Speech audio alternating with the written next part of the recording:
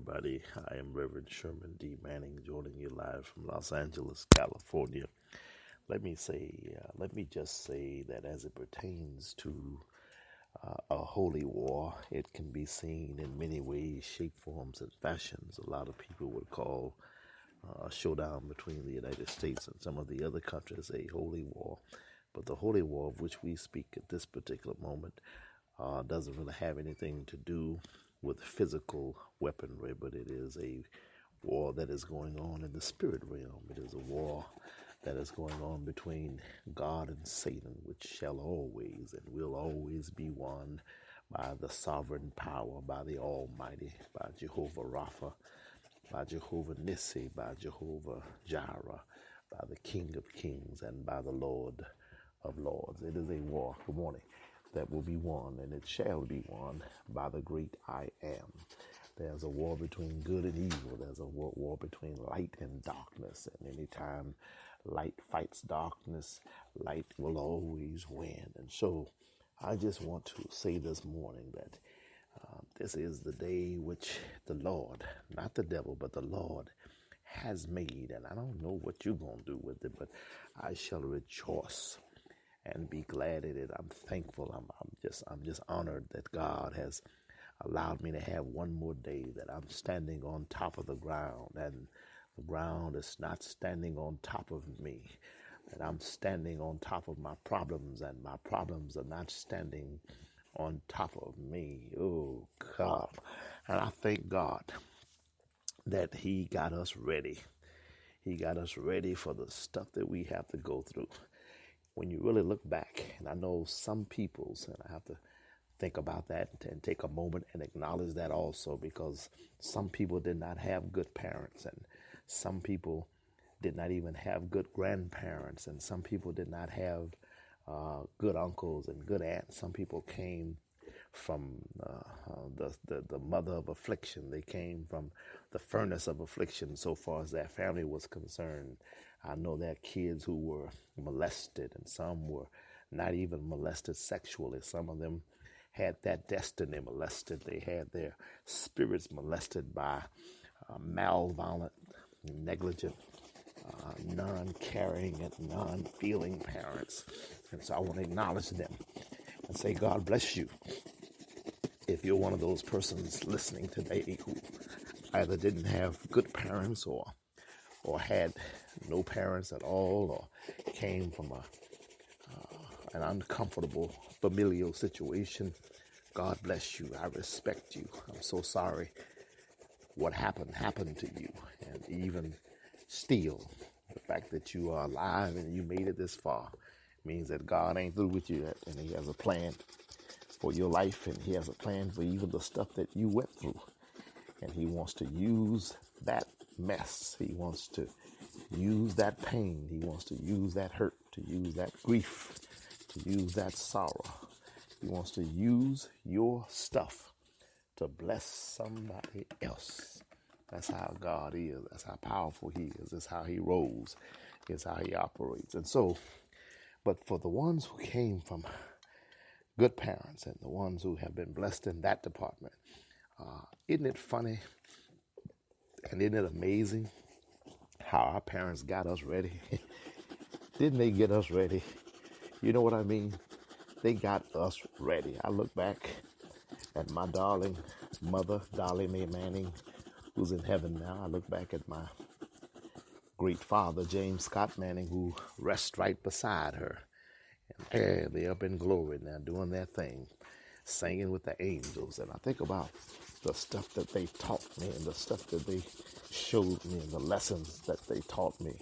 And it just dawns on me that they got us ready. Boy, they got us ready.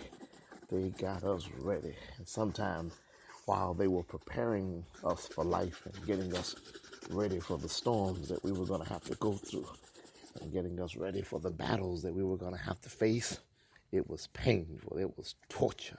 It was hell and high water. And I wonder, why are you taking me this way? Why I got to do it like this? And why do you have to punish me this way and teach me that way and not let me go where I want to go when I get ready and not let me talk on the phone when I get ready and not let me go to the movies every time I get ready. Why do I have to go this way? But when I look back now, oh shit, glory to God. Knowing what I know now, I thank God for Dolly. I thank God for James. We call him Cat and Rabbit. She was cat, he was rabbit. I thank God for them. And I repeat, I have to pause in awe and thank God that they were who they were.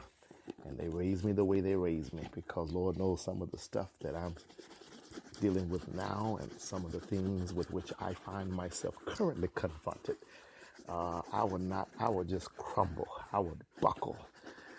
Somebody told me the other day, they said lesser men would buckle under some of the crap they've seen me go through.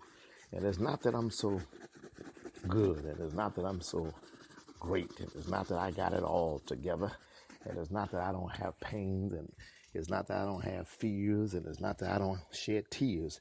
It is just that they got me ready. Oh God, they got me ready. And so for some of you young folk who are going through it right now, and you can't go where you want to go when you get ready to go, and you're mad with mama about this and mad with daddy about that. I submit, I know it's hard to believe right now, but I submit to you that one of these days you're going to look back and thank God that mama didn't let you do everything you wanted to do when you got ready to do it. Now, I'm not telling you you're going to look back at everything and be happy about it, because I ain't going to lie to you. Now, y'all know I like to be candid with my podcast, with our podcast. I like to be very, very candid. And so if I'm going to be candid, I'm going to tell you the truth. There's still some stuff I look back on and say, man, I don't know why y'all did that. Y'all, you know what I mean? So it's not like I got every lesson, and it's not like every lesson is now something that I look back on and it's deja vu and I totally get it. Some of the stuff I still don't get. You understand what I mean? That's something I still say, y'all could have did this differently.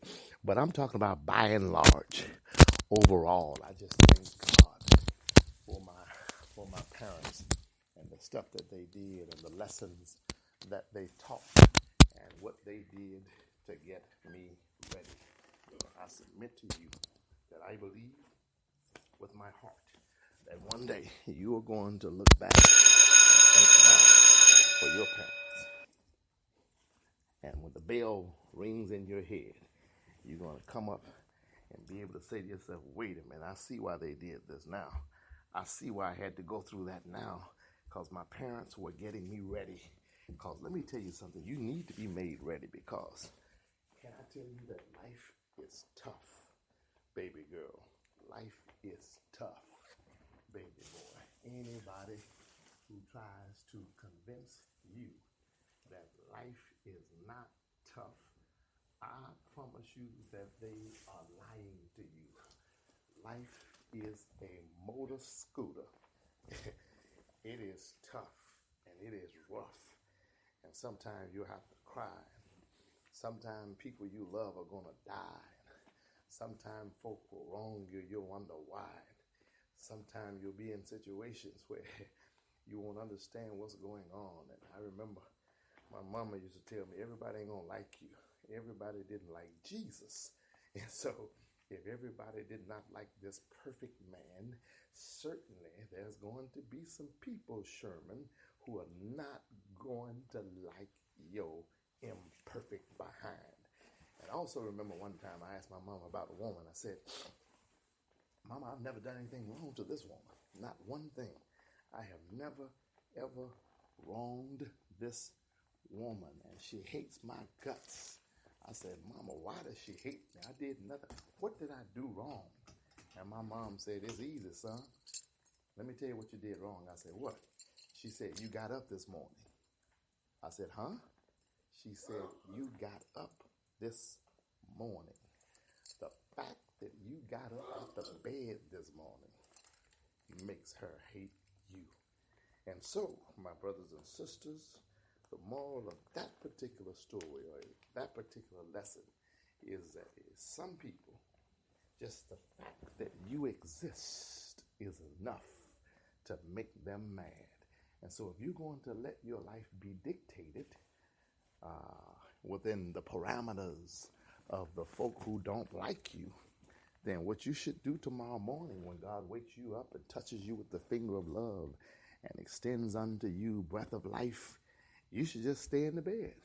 Just don't even get out the bed, because the fact that you get up is going to upset, it's going to anger, it's going to perturb and disturb some of your enemies. But I came to the ultimate conclusion in my life that life is too short for me to run around here mad with you, and it's too short for me to be run around here trying to figure you out.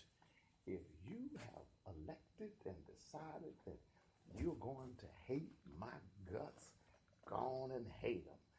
Just remember that it's not going to make me lose any sleep, and it's not going to make me shed any tears, because I'm going to be too busy trying to hook up with the folk who do love me. Because one of the things I've learned at 43 is if you live long enough, somebody's going to love you.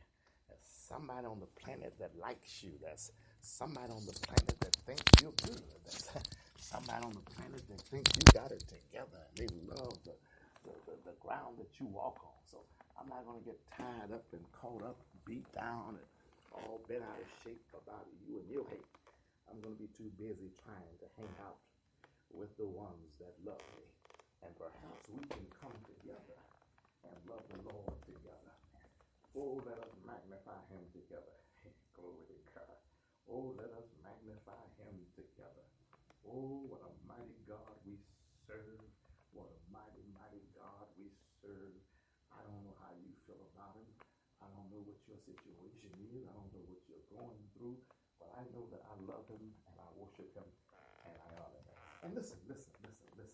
Let us not forget that we live in a political society. We live in a country and in a world that is dominated, that is orchestrated by the politics of the day. And so I don't want to have an ignorant people, nor do I want to be associated or affiliated with an ignorant church. So we always want to remain abreast of the political situations which are going on in our nation. We want to remain abreast of what's going on with China. We want to know what's going on with Russia and North Korea.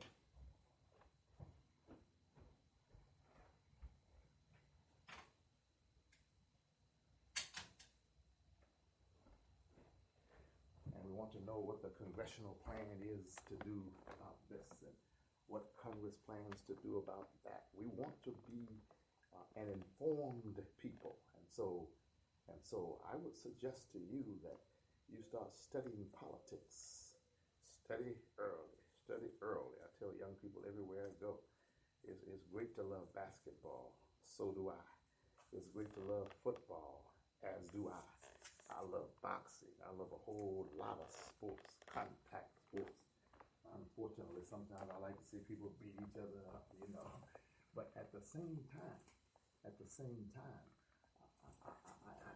I love the process of politics. I like to see what's going on politically. I want to be abreast. I want to be informed. I want to be aware. I want to be in contact with what's going on in my country, because this is my country.